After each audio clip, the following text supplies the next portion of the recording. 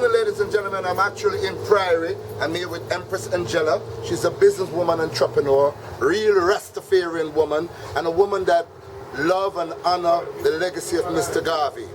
I spoke to her quite a few times on the telephone, but today is my very first time in meeting with her.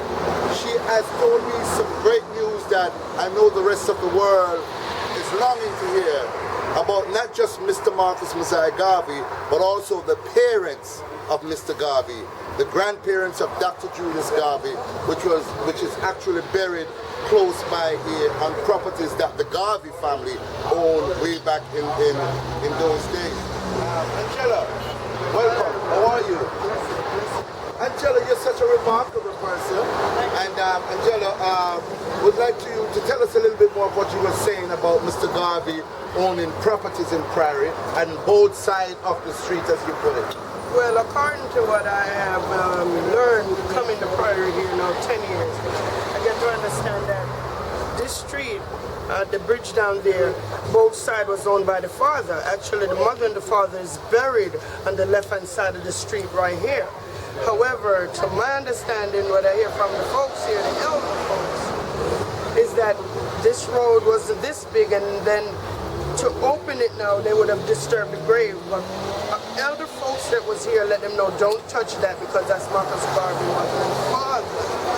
Grandparents, you understand, that's his mother and father. That's his mother, Julius, his grandparents. Right.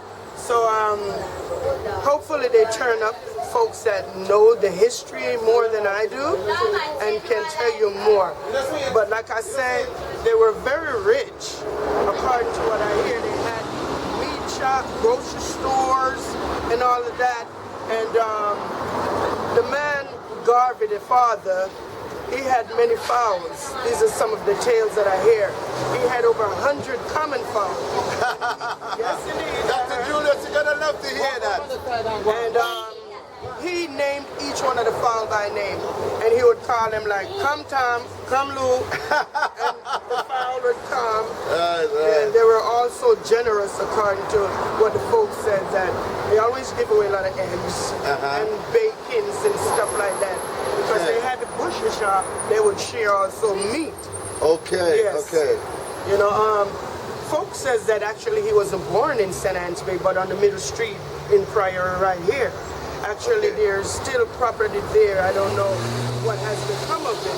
But like I say, when some of the elders come down and, you know, explain much better, you know?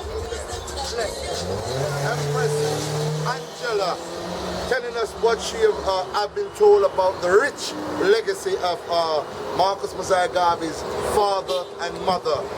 Later on, we'll bring you people, older folks, who can actually tell you more of the rich legacy of the Garveys. And I want the world to know they were not poor people. They were very rich. And Mr. Garvey, Marcus Mosiah Garvey, didn't have to take upon his shoulder the burden of the world. He did not have to do the things that he did, the burden of the world. But because he thinks so much of himself and his race of people, he believed that he's so self-disciplined, he's so self-determined, that there's nothing on the face of this planet that he wants to do that he could not have done. And we owe all this wealth of information to Angela, Empress Angela, and we will be talking to her at a later time. So we're in Priory, and we're here looking for the grave of Mr. Marcus Mosiah Garvey's father and mother.